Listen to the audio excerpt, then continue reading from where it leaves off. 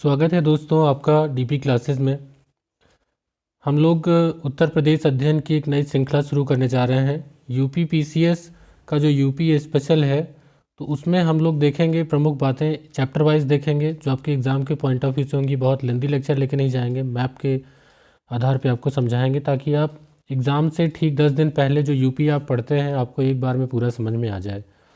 तो आइए शुरू करते हैं। सबसे पहले जो उत्तर प्रदेश एक अध्ययन है, आज पहला टॉपिक, इसमें हम लोग देख लेते हैं प्रमुख बातें रहेंगी, उसके बाद उसको मैप पे समझेंगे किस तरीके से कौन से फैक्ट है। जब आप मैप पे उसको देख लेते हैं तो आपको वो बार बार कहीं याद करने की ज़रूरत नहीं पड़ती है। तो आइए सबसे पहले शुरू करते हैं आज का जो टॉपिक है, उत्तर प्रदेश एक अध्ययन। पहले जानते हैं फैक्ट्स क्या क्या हैं, उनको देखते हैं। तो भूगर्भिक दृष्टि से उत्तर प्रदेश प्राचीनतम गोंडवाना लैंड का एक भाग है। तो आपसे अगर क्वेश्चन पूछा जाए कि किसका भाग है तो आप जानते हैं गोंडवाना लैंड, अंगारा लैंड, जो भारत का भूगोल है उसमें आपने पढ़ा हुआ है, तो ये गोंडवाना लैंड का भाग है। अगर इसके अगले पॉइंट की बात करें तो उत्तर प्रदेश के दक्षिण भाग में स्थित पठारी भाग प्रायद्वीपीय भाग का ही अंग है, जिसका निर्माण विंध्य क्रम की शैलों द्वारा प्री कैम्ब्रियन युग में हुआ है। अब इसके अक्षांशीय और देशांतरी विस्तार की बात कर लेते हैं। देखिए, अक्षांशीय विस्तार का मतलब होता है कि वह उत्तर या दक्षिण दिशा में ही अक्षांश होंगे हमारे। तो इनका विस्तार कहाँ से कहाँ तक है वो देखिए। अक्षांशीय विस्तार 23 डिग्री 52 मिनट से 31 डिग्री 28 मिनट उत्तरी अक्षांश तक, तो ये उत्तरी गोलार्ध में ही है। इस प्रकार कुल अगर अक्षांशीय विस्तार देखें तो 7 डिग्री 36 मिनट है। इसी प्रकार देशांतरी विस्तार अगर देखें तो 77 डिग्री 30 मिनट पूर्व से लेकर के 84 डिग्री 39 मिनट पूर्वी देशांतर के मध्य है। और इसका देशांतरी विस्तार अगर देखेंगे तो 7 डिग्री 09 यानी कि 7 डिग्री 9 मिनट ही है। तो एक बात तो क्लियर हो गई कि जो इसका अक्षांशीय देशांतरी विस्तार है वो 7 गुणे 7 डिग्री का ही है। ठीक है, आइए इसको आगे चलते हैं। अभी यहाँ मैप पर ज़्यादा समझने की ज़रूरत नहीं है, फिर अगले वाले में देखते हैं। इसकी सीमाएं देख लेते हैं। देखिए, जो सीमाएं हैं वो कितने राज्यों से मिलती हैं। तो अगर यूनियन टेरिटरी और राज्यों को मिला लें तो कुल 9 हैं, जिसमें दिल्ली भी है और 8 राज्य हैं। तो सीमा को स्पर्श करने वाले राज्य कौन से हैं? हिमाचल प्रदेश, हरियाणा, राजस्थान, मध्य प्रदेश, छत्तीसगढ़, झारखंड, बिहार, उत्तराखंड। और जो एकमात्र केंद्र शासित प्रदेश है वो कौन सा है? दिल्ली। तो ये 9 को पहले मैप पर देख लेते हैं, तब फिर आगे चलते हैं, जिससे आपको बहुत अच्छे से ये बात समझ में आ जाएगी। देखिए, जो इसमें सीमाओं की बात की जाए तो ऊपर से देख लेते हैं। उत्तराखंड से लगे हुए जो सीमावर्ती ज़िले हैं वो कितने हैं? तो ये 7 हैं। उत्तराखंड से आप देखें तो सहारनपुर, मुजफ्फरनगर, बिजनौर, मुरादाबाद, रामपुर, बरेली, पीलीभीत, ये आपके उत्तराखंड से लगे हुए ज़िले हैं। तो अभी ये भी हम लोग देखेंगे कि किस राज्य से सर्वाधिक ज़िले जो है जुड़े हुए हैं। पहले सीमाओं के बारे में बात कर लेते हैं। तो कितने हैं? तो एक उत्तराखंड हो गया, दूसरा हिमाचल प्रदेश, तीसरा दिल्ली केंद्र शासित प्रदेश है, चौथा हरियाणा है, पांचवा राजस्थान जो कि यहाँ भी दिया हुआ है, मध्य प्रदेश, पांचवा मध्य प्रदेश, छठा आप देखें तो यहाँ पर छत्तीसगढ़ है, यहाँ पर झारखंड है, सातवां, आठवां है आपका बिहार। तो ये आपके हो गए 3, ये 4, 5, 6, 7, 8, 9 ये आपके सीमावर्ती राज्य हो गए। ठीक है, आइए देखते हैं और कौन से फैक्ट हैं। अब इसकी पूर्वी, उत्तरी और दक्षिणी जो सीमाएं हैं उनको देख लेते हैं क्या क्या इसमें दिया हुआ है। तो पूर्वी सीमा वो किससे लगी है? बिहार और झारखंड से लगी हुई है, जबकि उत्तरी सीमा नेपाल के अतिरिक्त उत्तराखंड और हिमाचल प्रदेश से लगी हुई है। तो इसको भी आप यहाँ मैप से अच्छे से देख सकते हैं कि अगर पूर्वी सीमा की बात करें तो देखिए यहाँ पूर्वी सीमा में ये आपका हुआ ईस्ट डायरेक्शन, ये आपका हुआ वेस्ट, और ये हुआ नॉर्थ, ये हुआ साउथ। तो अब आप यहाँ से आपको पहचानने में दिक्कत नहीं होगी कि जो बिहार और झारखंड है वो पूर्वी दिशा में है। एकमात्र देश जो मिलने वाला है वो है नेपाल, अंतर्राष्ट्रीय सीमा। अब अंतर्राष्ट्रीय सीमा से कौन कौन से ज़िले में लगते हैं ना, ये बहुत इंपॉर्टेंट है। अभी इसको हम लोग क्रम से अच्छे से पढ़ेंगे। उत्तर में देखें और कौन सा राज्य है, तो एक तो देश हो गया उत्तराखंड और हिमाचल प्रदेश, ये आपके उत्तरी भाग के हैं। अब दक्षिणी देख लेते हैं। तो दक्षिण में एक छत्तीसगढ़ है और एक मध्य प्रदेश है, तो ये आपके 2 राज्य हो गए। अगर पश्चिमी सीमा देखें तो इसमें देखिए आपका एक केंद्र शासित प्रदेश दिल्ली भी आ जाता है, हरियाणा भी आ जाता है और कुछ भाग मध्य प्रदेश का भी आ जाता है। तो इस तरीके से जो इसकी सीमाएं हैं हमने उनके बारे में जाना। आइए और इम्पॉर्टेंट बात कौन सी हैं वो देख लेते हैं। ये हमने देख लिया है कि पश्चिमी सीमाएं और दक्षिणी सीमाएं, इनको आप यहाँ पे नोट्स के तौर पे भी देख सकते हैं। सबसे लंबी सीमा देख लेते हैं और सबसे छोटी सीमा किससे देख लेते हैं। तो उत्तर प्रदेश की अगर सबसे लंबी सीमा है वो मध्य प्रदेश से है और सबसे छोटी सीमा है तो हिमाचल प्रदेश से है। आइए इसको मैप पर देखते हैं। तो इसकी जो सबसे छोटी सीमा आप देखेंगे तो बहुत छोटा सा कनेक्टेड है केवल सहारनपुर ज़िले से हिमाचल प्रदेश। तो न्यूनतम सीमा उत्तर प्रदेश की हिमाचल प्रदेश से मैच करती है। जबकि अगर मध्य प्रदेश का देखें तो मध्य प्रदेश की सीमा देखिए यहाँ से शुरू होती है। ये मध्य प्रदेश की बाउंड्री है यूपी के साथ में। आप देखें कितने सारे ज़िले कनेक्ट हो रहे हैं और यहाँ छत्तीसगढ़ पे जाके ख़त्म होती है। तो ये पूरा आपका एमपी है। ये सर्वाधिक जो आपके ज़िले हैं उनको ये कनेक्ट करती है। ठीक है, चलिए आगे चलते हैं। इसमें और जो प्रमुख तथ्य हैं उनको देख लेते हैं। तो सबसे लंबी सीमा हो गई और सबसे छोटी सीमा हो गई। ठीक है, इसको हमने यहाँ पर मध्य प्रदेश और हिमाचल प्रदेश को देख लिया। अब इम्पॉर्टेंट फैक्ट क्या है जो एग्ज़ाम में पूछा जाता है। उत्तर प्रदेश का एकमात्र ज़िला सहारनपुर है जिसकी सीमा हिमाचल प्रदेश से लगती है। हमने आपको मैप पर दिखाया। इसके अतिरिक्त इस ज़िले की सीमा हरियाणा उत्तराखंड से भी लगती है। अब सवाल ये उठता है कि कौन सा ऐसा ज़िला है जिसकी सर्वाधिक राज्यों से सीमाएं लगती हैं। तो आपने देखा कि सहारनपुर से हिमाचल प्रदेश, हरियाणा, उत्तराखंड लगता है। ठीक है, लेकिन अभी जब आप देखेंगे छत्तीसगढ़ को तो देखिए सोनभद्र को तो देखिए ये कितने राज्यों से लगा हुआ है। तो छत्तीसगढ़ में आप देखेंगे तो एक तो इधर एमपी है, इधर छत्तीसगढ़ है, इधर झारखंड है और इधर बिहार है। तो 4 राज्यों से, यानी कि सोनभद्र हमारा एक ऐसा ज़िला है जो सर्वाधिक राज्यों की सीमाओं को टच करता है। ठीक है, ये यहाँ से कन्फ्यूज़न आपका दूर हो गया होगा। अब ये सवाल उठता है कि कौन सा राज्य सर्वाधिक जिलों को स्पर्श करता है। तो जिसकी सबसे लंबी सीमा है किससे? मध्य प्रदेश। तो मध्य प्रदेश ये ऐसा है जो उत्तर प्रदेश के सर्वाधिक 11 जिलों को स्पर्श करने वाला राज्य है। इनके नाम बहुत याद रखने की ज़रूरत नहीं है, इनको आप मैप पर अगर आप चाहें तो आप मेंशन कर सकते हैं। देखिए यहाँ पर नाम दिया हुआ भी इनका, आप अगर मैप पर इसको देखना चाहें तो देखिए आगरा का थोड़ा भाग यहाँ पर टच करता है। आगरा के बाद है इटावा, इटावा के बाद जालौन, जालौन के बाद झांसी, झांसी के बाद ललितपुर, ललितपुर से आगे देखें तो महोबा, महोबा के बाद बांदा, चित्रकूट, प्रयागराज, मिर्ज़ापुर, सोनभद्र। तो आपसे ऐसे एक एक ज़िलों के नाम नहीं पूछे जाएंगे। कितने ज़िलों को ये कनेक्ट करता है? तो 11 ज़िलों के साथ एमपी। तो सर्वाधिक ज़िले जो हैं वो एमपी के साथ ही कनेक्ट होते हैं, ये जानने वाली बात है। और हमने जो आपको बताया कि सोनभद्र ऐसा ज़िला है जो सर्वाधिक राज्यों को कनेक्ट करता है। ठीक है, 4 राज्यों को। दूसरा आपका सहारनपुर है जो कि 3 राज्यों को कनेक्ट करता है। ठीक, ये बात समझ में आ गई होगी। तो हमने इसको अच्छे से समझ लिया। आइए अगले जो फैक्ट है उनको देखते हैं। सर्वाधिक 4 प्रदेशों को स्पर्श करने वाला उत्तर प्रदेश का एकमात्र जिला सोनभद्र है, जो मैंने आपको बता दिया अभी। यह मध्य प्रदेश, छत्तीसगढ़, झारखंड, बिहार को स्पर्श करता है। तो ये इंपॉर्टेंट है, इसको याद रखेंगे। अब अगर बात करें नेपाल की, नेपाल एक विदेशी राष्ट्र है। तो उत्तर प्रदेश की सीमा को स्पर्श करने वाला एकमात्र विदेशी राष्ट्र है, यानी कि अंतर्राष्ट्रीय सीमा जो है हमारी वो यूपी के 7 जिलों से है। ये मोस्ट इम्पॉर्टेंट है, इसको ज़रूर याद कर लीजिएगा और क्रम से याद कर लीजिएगा। तो यहाँ पूर्व से पश्चिम क्रम दिया हुआ है, आप इसको चाहे पश्चिम से पूर्व याद कर लें चाहे पूर्व से पश्चिम, जैसे आपको याद हो सके। ठीक है, तो महाराजगंज, सिद्धार्थनगर, बलरामपुर, श्रावस्ती, बहराइच, लखीमपुर खीरी, पीलीभीत। तो इनको आइए मैप पर देखते हैं, उनको याद करने की कोशिश करते हैं। देखिए ये आपका नेपाल है। नेपाल की जो सीमा है वो यहाँ से लेकर के यहाँ तक आपकी यूपी में टच करती है। अब आप देखिए इनमें कौन कौन से हैं। ये वाला हिस्सा है नेपाल में जो हमारे ज़िले टच करते हैं। अगर पश्चिम से पूर्व देखें तो पीलीभीत, लखीमपुर खीरी, बहराइच, श्रावस्ती, बलरामपुर, सिद्धार्थनगर, महाराज। अब मैं इसको थोड़ा सा शॉर्टकट करके याद करने की कोशिश करूँगा। देखिए इनमें जो पहले पहले नाम है इनको कनेक्ट करिए।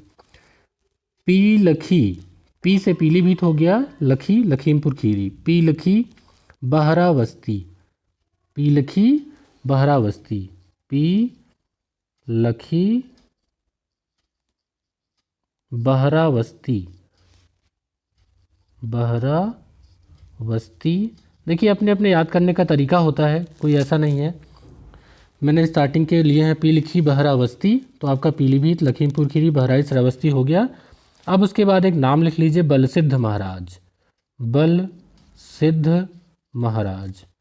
तो इससे आपको याद हो सकता है कि इनका जो क्रम है वो क्या है। तो ये यहाँ पर हमने बताया है आपको पश्चिम से पूर्व, ठीक है, हमने आपको पश्चिम से पूर्व बताया है। पीलखी, बहरावस्ती, बलसिद्ध, महाराज। तो पीलीभीत, लखीमपुर खीरी, बहराइच, श्रावस्ती, बलरामपुर, सिद्धार्थनगर, महाराजगंज। ये बहुत बार पूछा गया है, इसको ज़रूर याद रखिएगा, इसको वेरी वेरी इंपॉर्टेंट की श्रेणी में रखिएगा ताकि आपसे ये क्वेश्चन छूटने ना पाए। तो हमने अपना नेपाल वाला जो क्वेश्चन था इसको क्लियर कर लिया। अब देखिए, प्रदेश के सर्वाधिक जिलों को स्पर्श करने वाला जिला। अब सवाल ये था ना कि अभी तक एक जिला हमने ऐसा सोनभद्र ढूंढा था जो कि 4 राज्यों में सबसे ज़्यादा जोड़ कनेक्ट करता था। अभी यूपी के जो ज़िले हैं, जो 75 ज़िले हैं, तो उन 75 ज़िलों में से सर्वाधिक ज़िलों को कलेक्ट करने वाला जो ज़िला है जिसकी सीमाएं सर्वाधिक ज़िलों से लगती है वो कौन सी है? तो वो है बदायूं। ये भी इम्पॉर्टेंट हो जाता है। तो प्रदेश के सर्वाधिक ज़िलों को स्पर्श करने वाला ज़िला बदायूं है। ये 9 ज़िलों से कनेक्ट करता है। ये बदायूं का मैप देख लेते हैं कहाँ पर है। तो कितने ज़िले कनेक्ट हो रहे हैं देखिए, बरेली, रामपुर, संभल, अलीगढ़, कासगंज, फर्रुखाबाद, शाहजहाँपुर। तो देखिए ये इतने ज़िलों को इसमें कनेक्ट कर रहा है। तो ये आपका क्वेश्चन यहाँ पर एक बन जाता है कि जो सर्वाधिक ज़िलों को स्पर्श करने वाला ज़िला है वो कौन सा है? बदायूं है। अब प्रदेश के सबसे कम ज़िलों को स्पर्श करने वाला ज़िला कौन सा है? तो ललितपुर है। क्यों? ललितपुर देखिए इसकी 2 बातें हैं। एक तो बदायूं हमने याद रख लिया, सर्वाधिक ज़िलों को कनेक्ट करता है। ललितपुर एक ऐसा ज़िला है जिसका यूपी से कनेक्शन केवल झांसी के साथ है। देखिए ये झांसी है, ये ललितपुर है। ललितपुर की खास बात यह है कि ललितपुर 3 भाग से एमपी से घिरा हुआ है। यानी कि यह पूछा जा सकता है कि कौन सा ऐसा ज़िला है जिसकी तीनों सीमाएं ललितपुर से घिरी, तीनों सीमाएं मध्य प्रदेश से घिरी हुई हैं, तो वो है आपका ललितपुर। ठीक है, तो आप इसको यहाँ से शॉर्ट नोट भी अपना ले सकते हैं, स्क्रीनशॉट रख सकते हैं, जिससे आपको छोटे छोटे जो क्वेश्चंस हैं वो हम इसको कर पाएँ। आइए कुछ फैक्ट देख लेते हैं। तो उत्तर प्रदेश का अगर भौगोलिक क्षेत्रफल की बात करें तो 2,40,928 वर्ग किलोमीटर है।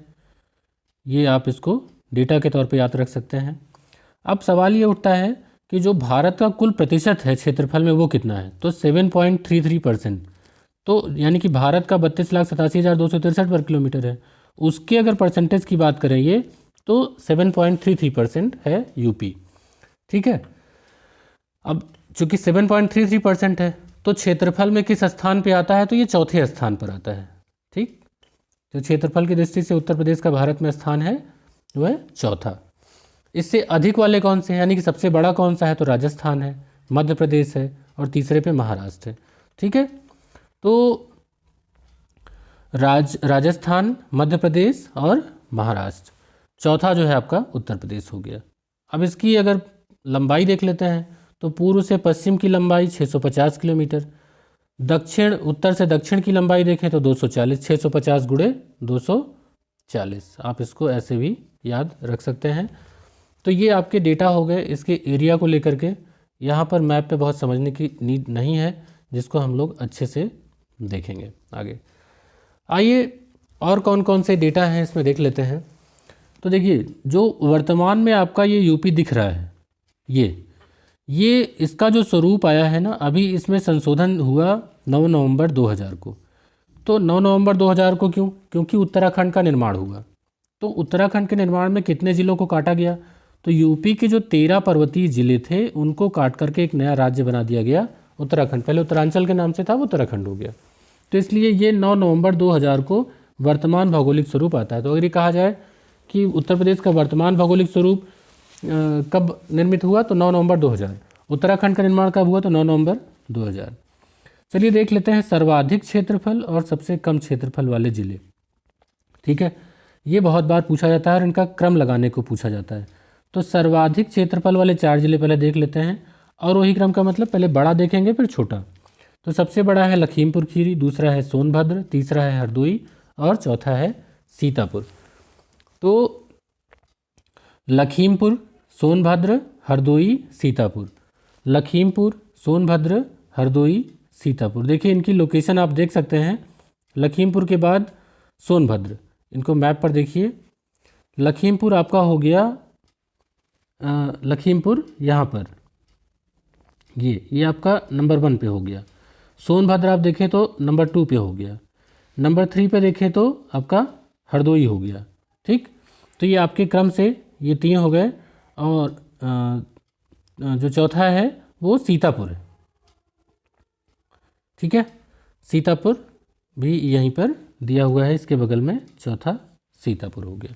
तो ये आपके हो गए लखीमपुर खीरी, सोनभद्र, हरदोई, सीतापुर। अब इसको आप मैप पर भी अच्छे से अगर देख के स्क्रीनशॉट ले लेंगे तो ये आपका जो एरिया वाइज है वो आपको यहाँ पर देखने को मिल जाएगा। ठीक है, आइए आगे चलते हैं। सबसे कम क्षेत्रफल वाले देख लेते हैं। तो सबसे कम क्षेत्र का मतलब ये आरोही क्रम में सबसे छोटा पहले देखेंगे, फिर उससे बड़ा, फिर उससे बड़ा।